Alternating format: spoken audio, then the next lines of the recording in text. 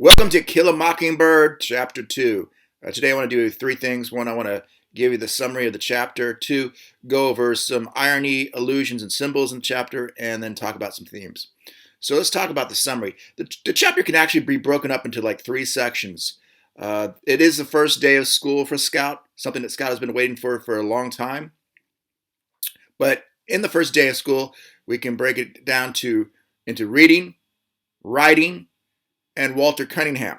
Now, the Walter Cunningham section actually contains a lesson in finances and money, and so it's kind of like the math. So really, you have reading, writing, and arithmetic in this chapter. It's kind of nice.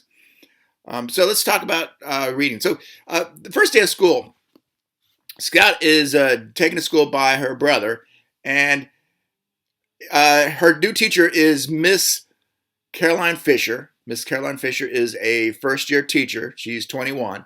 She is from a place called Winston County, Alabama, which the students know that Alabama seceded from the Union on January 11th, 1861. And when that happened, Winston County seceded from Alabama. So she is automatically an outsider. She is not from Macomb County. And she's from this place that everyone knows seceded from the Confederates, which was a no-no. So she's an outsider. So Miss Caroline Fisher quickly learns that Scout can read, which upsets her because she's in first grade. You're not supposed to enter school learn being able to read. She blames Atticus for this. One of the great lines of the entire novel comes here when Scout talking about her reading. She doesn't remember when she started to read. It just came to her. And she says, "I never loved to read. One does not love breathing," which equates reading to this essential part of life. We breathe to stay alive. And so Scout relates reading to something that is essential to her life that she could not do without. Not that she loves it. It's just that it's so integral that she doesn't even think about it. Just like you don't think about breathing. You just do it. After the lesson on reading, we move into writing. Miss Caroline Fisher quickly learns that Scout can write. This is Calpurnia's fault. Calpurnia taught her to write in order to keep her out of trouble. And as she says, "If I reproduced her penmanship satisfactory, she rewarded me with an open-faced sandwich of bread and butter and sugar. In Calpurnia's teaching, there was no sentimentality. I seldom pleased her, and she seldom rewarded me." So Scout can both read and write. After the lesson on reading and writing, we move into lunch. So Miss Caroline Fisher asks the class, who was going home for lunch, who had brought their lunch, and she discovers that Walter Cunningham doesn't have any lunch.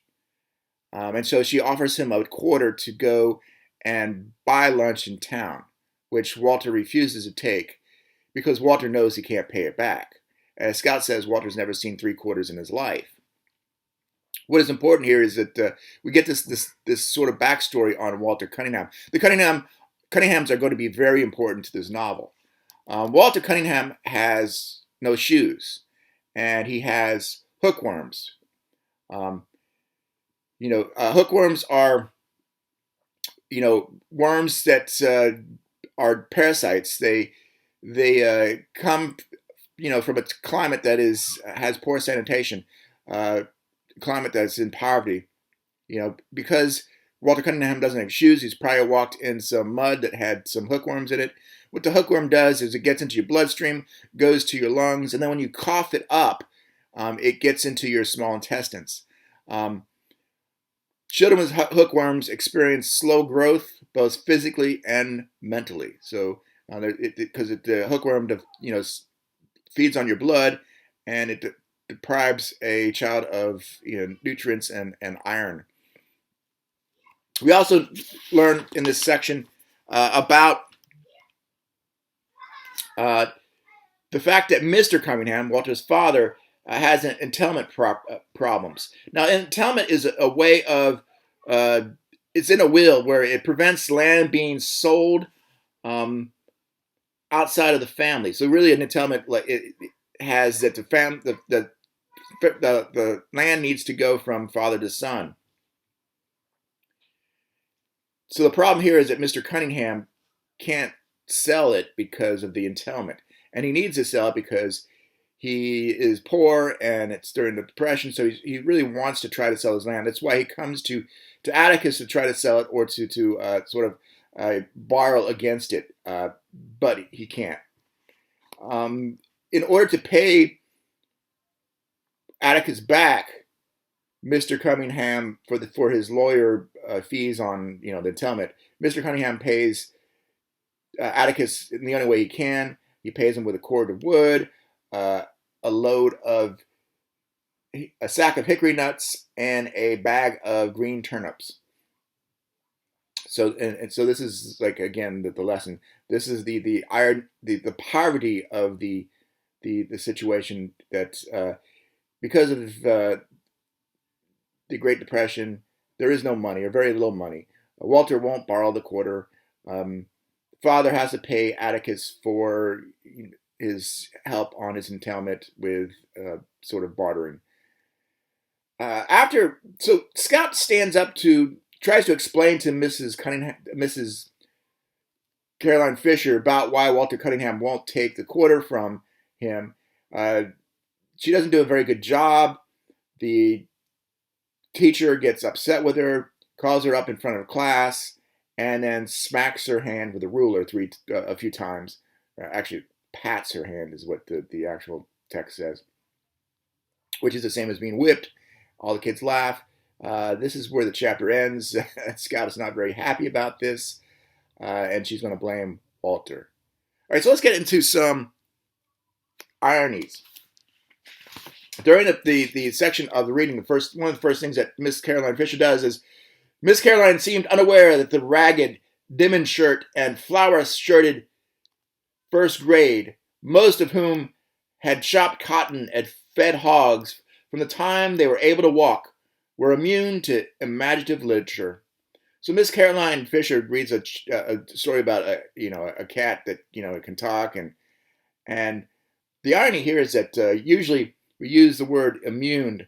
They're immune to imaginative literature to suggest things that are negative. So we are immune to like diseases. We're immune to perhaps flu because we got a flu shot. We don't use it to say that you're immune to something that's actually good for you. And really what Scott means here is that the students didn't understand the story at all. It was way over their head. Then we get an irony. This is situation irony here, is that the Mrs. Caroline is upset with Atticus because Scott can read. Now, most teachers would be extremely happy that they have a child that has entered their class that can already do what is expected of them by the end of the school year. But Miss Caroline Fisher is upset. Again, situation irony. Most teachers would be like, "Woohoo! You can read!" But Miss Caroline Fisher is not. So some ironies some symbols, some allusions in this chapter. There is allusion to the Civil War, as I mentioned before. The Winston County, Alabama, actually did succeed from the Union in 1861, and it was called the Free State of Winston. So that actually happened. And again, the reference to the Civil War is extremely important. Most of the kids know that Winston County succeeded from Alabama. Why? It's a negative thing that reflects on Miss Caroline Fisher and Winston. Again, this reinforces this idea of prejudice, this idea of racism. The Civil War is extremely important in the South. Then we have this allusion later on in this reading section about to Bullfinch's mythology. Jim trying to explain why Scott could read. Jim says I was. Jim says I was. He read in a book where I was a bullfinch instead of a finch. Jim says my name's really Jean Louise Bullfinch. That I got swapped when I was born, and I'm really a. So the bullfinch here is like the allusion to bullfinch's mythology, indication of Scout's ability to read and be an avid reader at an early age. It's all like there's this myth that Scout was born able to read. Of course, that is a myth, but again, this idea of bullfinch's mythology is there. Um, you also have at the end of the chapter a allusion to the WPA, which is the Workers' Progress Administration. It was set up by um, FDR to give people jobs, to create jobs for people. Mr. Cunningham could get a WPA job if he didn't have a farm to run, or if he didn't care enough about his land. Again, it puts us into the time frame of the Great Depression. Finally, let's talk about some symbols here. If you did not get this yet, the finch, the last name of the finches, the finch family. Finches are a small songbird, smaller than mockingbirds, but like mockingbirds.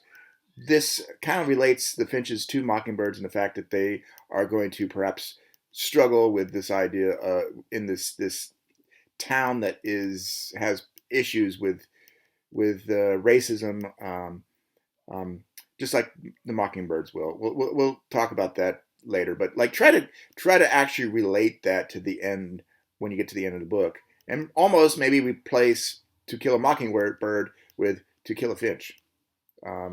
Interesting thought there. Think about what it perhaps might mean.